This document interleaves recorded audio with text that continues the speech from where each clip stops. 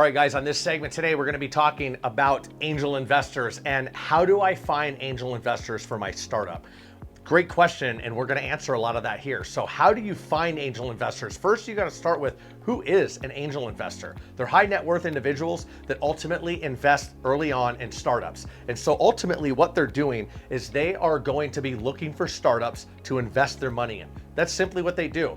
That's their investment strategy. They look for startups, they get in a bunch of startups, and then obviously it's a numbers game. One of these is gonna hit, it's gonna take them to the moon. Look at PayPal, look at Amazon, look at eBay, look at lots of these big companies. Google, all of them had different seed rounds, they had different angel investors, or perhaps venture capital investors come in. We're gonna talk about that in the next episode here. So this one is angel investors. Now, why do angel investors matter? Because angel investors are going to provide capital, mentorship, and industry connections. If you want a great example, look at Shark Tank. All angel investors, people come on to pitch their ideas, their products, their services, and they get investment from a specific, maybe all of them, maybe none of them, but maybe a select few.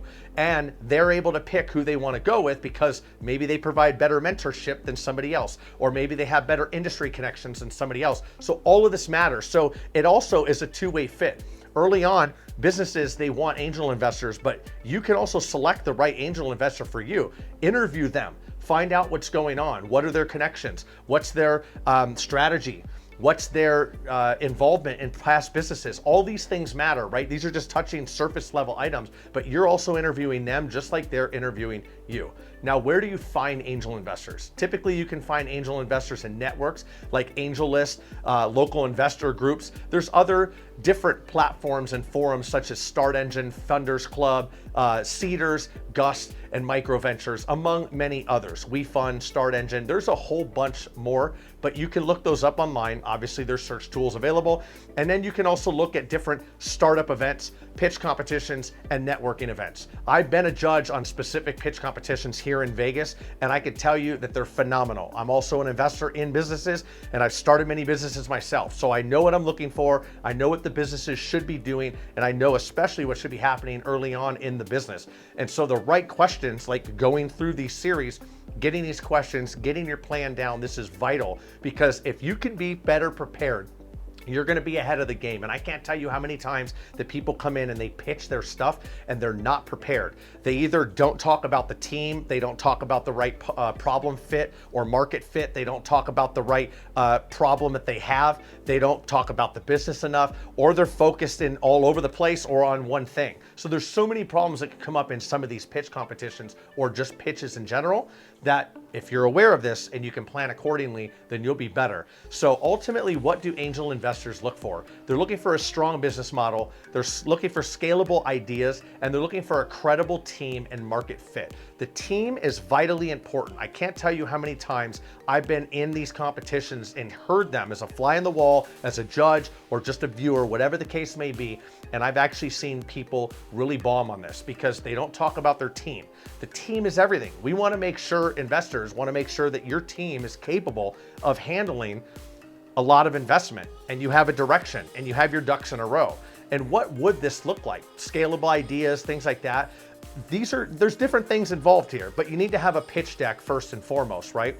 And craft a compelling elevator pitch. So the pitch deck itself, what should that include? Because you want to pitch angel investors with a pitch deck and an elevator pitch. That's typically what you're going to be showing on some of these pitch offs. So you want a compelling problem statement. If you don't have a compelling problem statement and a nice hook, in the marketing world, we call it hook, story, offer.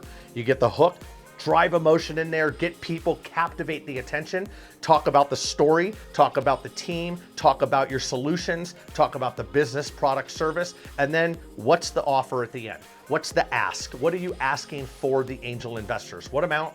In what period of time? There's many other things there, but this skims the surface, right? So you want a clear solution, you want a strong team, and you want to make sure that you have financial projections. Those are going to be vitally important, right? Because if you don't, then you're kind of screwed. And you want to make sure that you have a right business model, that you have the business model drafted out, and that you have everything that you need to answer the questions. You've done your analysis, you've done your market research, and you're defined on your operations, on what the projections are going to be. If you have all this, you're way better than probably 90% of the people that just throw some stuff together and they don't really know what they're talking about.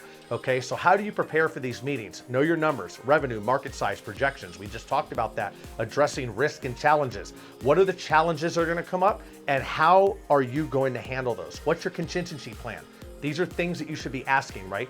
And the next steps is really the legal agreements, the equity discussions, and the ongoing communications. So if you have these in a row, your ducks in a row, everything lined up, and you're prepared, you're going to be better at this than most. Now, when you come to these pitch-off events, it's simple. Don't have an ego, don't have an attitude, just make sure you're talking factual.